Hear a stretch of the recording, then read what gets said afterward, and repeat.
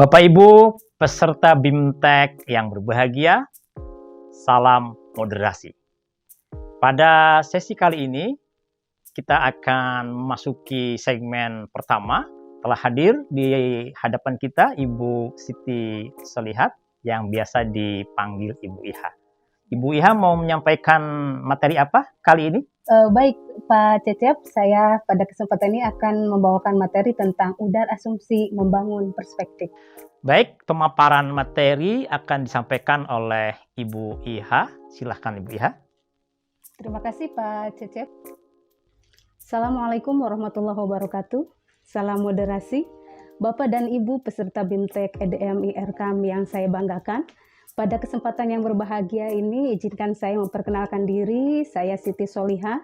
Saya merupakan fasilitator penguatan moderasi beragama di Kementerian Agama Pusat. Pada kesempatan yang berbahagia ini, saya akan menyampaikan materi tentang udar asumsi membangun perspektif. Materi ini sangat penting karena merupakan ilmu atau alat yang harus dimiliki oleh Bapak dan Ibu sekalian sebagai cara kita memandang dan memaknai dunia. Karena biasanya seseorang ketika memahami, menilai, bahkan meyakini sesuatu di luar pikiran kita itu biasanya ditentukan oleh apa yang ada dalam benak kita. Tapi apa yang ada di dalam benak kita itu adalah terbangun dari proses yang lebih kompleks dari yang kita bayangkan. Jadi pertanyaannya, apakah yang kita pikirkan dan yakini itu sungguh-sungguh yang terjadi atau sungguh-sungguh bisa menggambarkan atau hanya berasal dari asumsi-asumsi subjektif kita.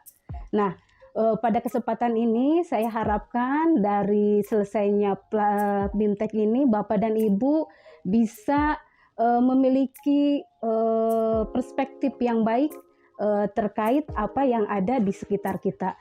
Dan ilmu ini sangat bermanfaat karena sebagai perangkat metodologis yang berguna untuk membongkar kekeliruan dalam bernalar, karena biasanya kekeliruan dalam bernalar karena asumsi-asumsi awal yang begitu saja dianggap tidak sesuai sebagai kebenaran yang faktual. Nah, materi ini akan membekali Bapak dan Ibu selaku peserta BIMTEK untuk menyadari berbagai sikap dan tindakan negatif yang muncul atas keragaman dan perbedaan yang lahir dari kekeliruan cara bernalar. Nah, yang pertama tentang peta bukanlah wilayah. Mungkin kita sering mendengar Bapak dan Ibu sekalian tentang peta. Kalau biasanya ada peta itu tergambar peta Indonesia misalkan, atau misalkan cara kita akan menuju ke suatu tempat.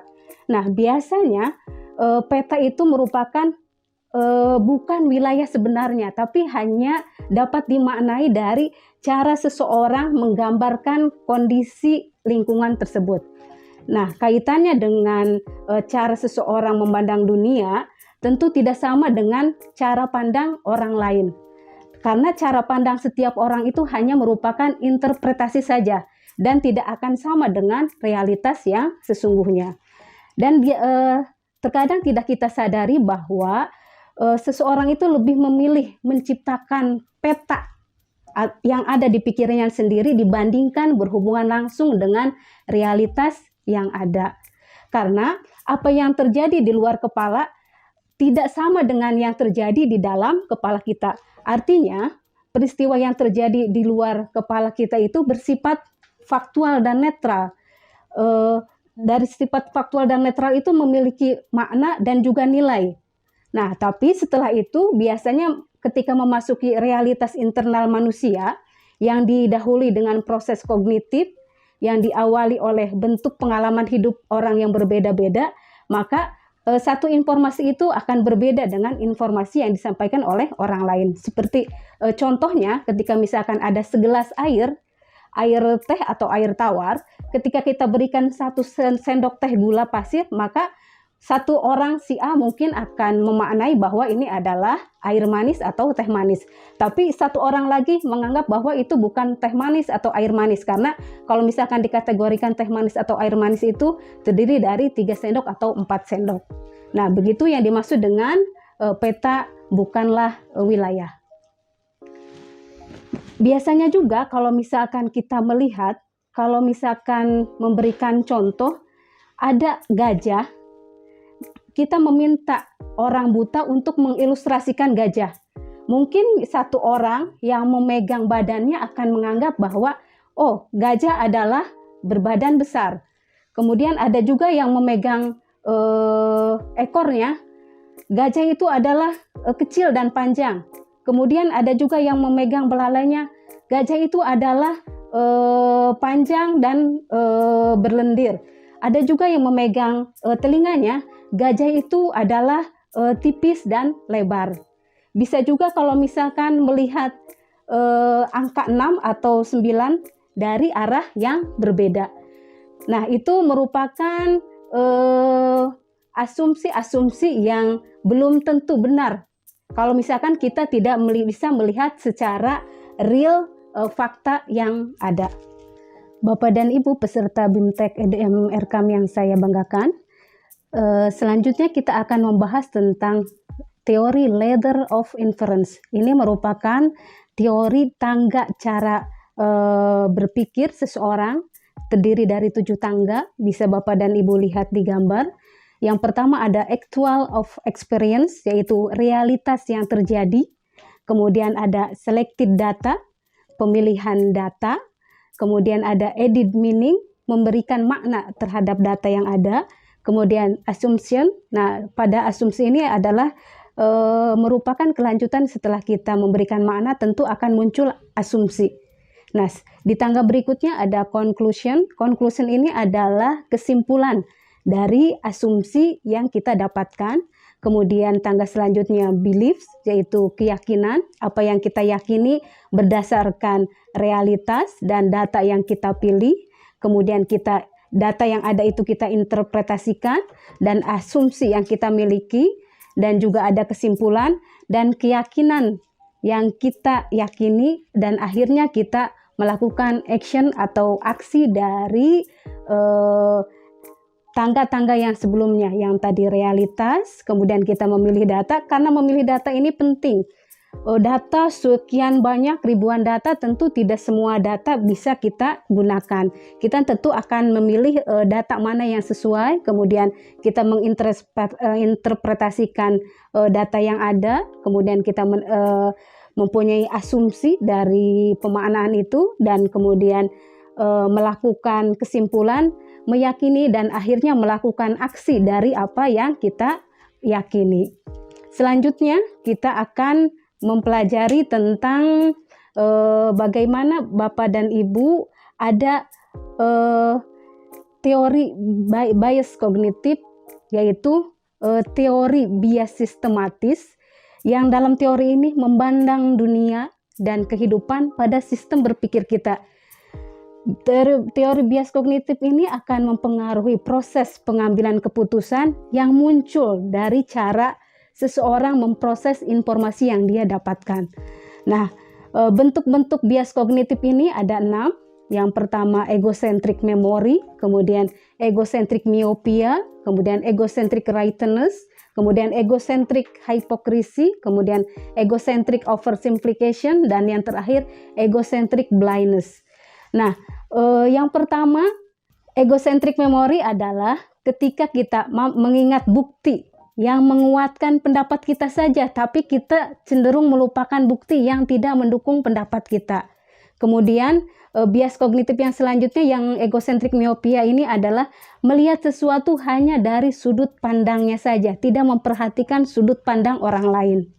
Yang selanjutnya, egocentric rightness, yaitu menganggap diri sendiri paling benar dan hebat, dan orang lain adalah tidak apa-apanya dibanding dirinya.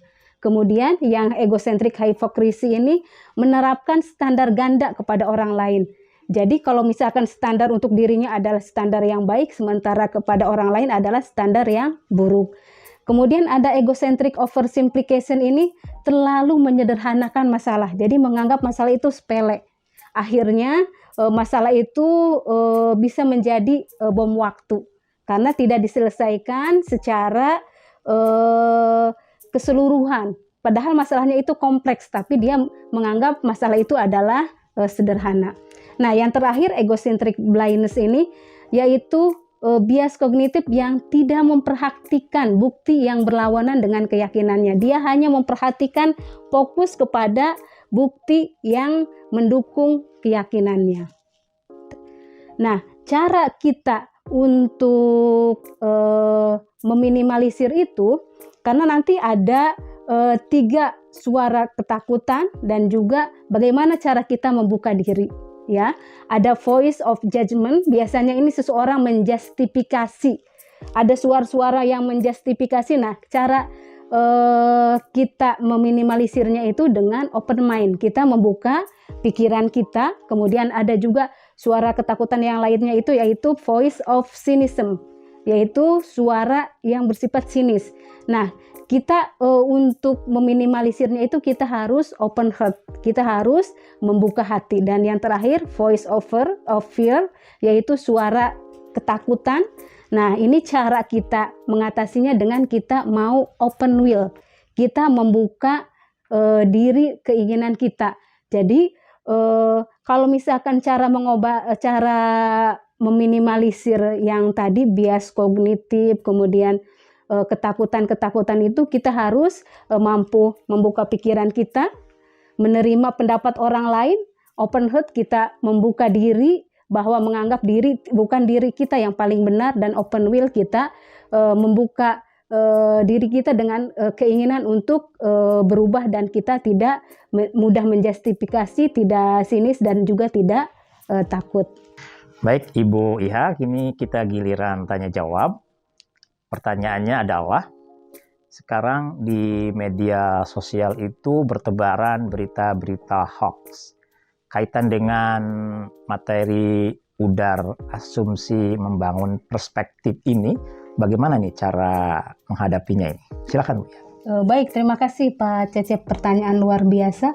Mungkin ini menjadi salah satu pertanyaan yang mewakili dari para peserta BIMTEK EDM Erkam ya. Nah, Bapak dan Ibu, seperti yang saya telah paparkan tadi, bahwa ketika kita menerima suatu informasi, kita jangan langsung menelannya bulat-bulat, tetapi kita harus melakukan filter, yaitu dengan melakukan tangga penyimpulan yang tadi, 7 tangga itu ya. Kita juga ketika mengambil data itu harus memilih banyak data, bukan hanya dari satu pihak, tapi juga data dari pihak lain. Kita juga perlu memperhatikan bias-bias kognitif. Jangan sampai kita hanya mencari data yang mendukung pendapat kita, tapi cenderung melupakan pendapat yang lain. Begitu Pak Cecep? Saya kira sangat jelas dan tegas jawabannya Bapak Ibu. Demikian dialognya. Bapak Ibu peserta BIMTEK yang berbahagia, demikian tadi pemaparan materi dari Ibu Siti Solihat terkait dengan udar asumsi membangun perspektif. Jadi bisa disimpulkan bahwa udar asumsi membangun perspektif ini ada yang disebut dengan peta bukan wilayah, kemudian ada yang disebut dengan tangga penyimpulan, yang ketiga ada yang disebut dengan bias kognitif, dan yang keempat three voices dan three openness. Demikian untuk materi yang pertama ini. Terima kasih.